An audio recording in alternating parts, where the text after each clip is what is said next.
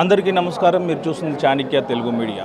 1988లో రాధారంగ మిత్రమండలి ఏర్పాటు చేయడం జరిగింది. అప్పటి నుండి ఇప్పటి వరకు కుల మతాలకు పార్టీలకు అతీతంగా రంగా గారి అభిమానులు నేటికి ఈ రాధారంగ మిత్రమండలిని కొనసాగిస్తూనే ఉన్నారు. మరి ఈ 2024లో ఎందుకు ఈ కార్యక్రమం ఏర్పాటు చేయాల్సి వచ్చిందో మన చెండుపాటి శ్రీని గారిని అడిగి తెలుసుకునే ప్రయత్నించారు. సార్ చెప్పండి. ఈ రాధారంగ మిత్రమండలి అనే సంస్థ కులాలకి, మతాలకి, ప్రాంతాలకి, పార్టీలకి అన్నిటికీ అతీతంగా స్థాపించబడిన సంస్థ.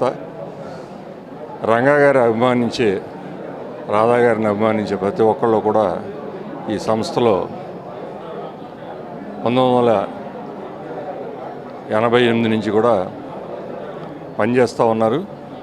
అయితే ఇప్పుడు ముఖ్య కారణం ఇక్కడ మీటింగ్ పెట్టి ఇచ్చేయడానికి కారణం ఏంటంటే రాధామిత్ర మండలి సంబంధించిన వ్యక్తులు ప్రతి ఒక్కళ్ళు కూడా ఈ ఎలక్షన్స్లో ఖచ్చితంగా కూటమికి, అంటే తెలుగుదేశం, జనసేన, బీజేపీ కూటమికి ఖచ్చితంగా కష్టపడాలి, పనిచేయాలి, ఈ కూటమిని గెలిపించుకోవాల్సిన ఆవశ్యకత చెప్పడం కోసం వచ్చాను నేను.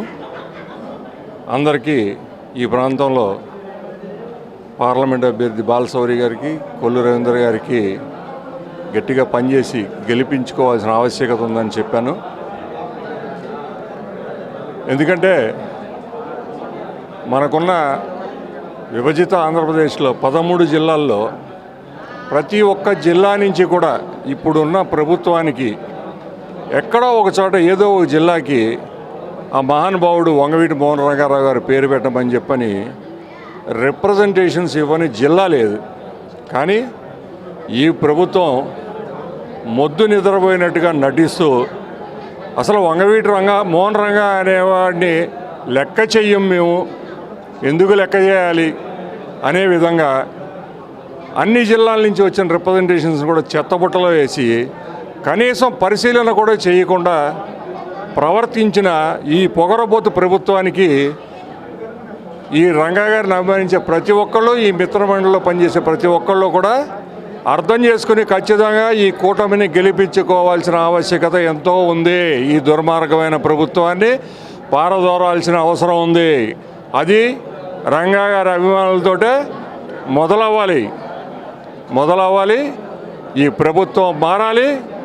వచ్చిన తర్వాత మరొకసారి మనందరం కలిసి ఆ వచ్చే కూటమి ప్రభుత్వానికి గట్టిగా రిప్రజెంట్ చేసి ఆయనకి గుర్తుగా, ఆయన దీనికి గుర్తుగా ఒక స్మారక వనాన్ని కానీ లేకపోతే ఒక జిల్లాకి ఆయన పేరుని కానీ పెట్టే విధంగా మనం తీవ్రంగా ప్రయత్నం చేయాలి.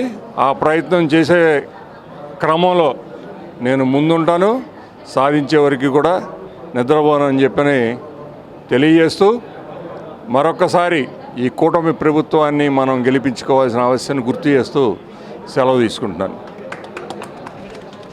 అది ఏదైతే రాధారంగ మిత్రమండలి ఏదైతే శ్రీను గారు చెప్పారో, రంగా గారిని ఎప్పటికీ అభిమానులు మర్చిపోలేరన్న విషయాన్ని మరొకసారి గుర్తు చేస్తూ కెమెరామెన్ కిరీటితో Chanakya Chiranjeevi. Please subscribe to Chanakya channel.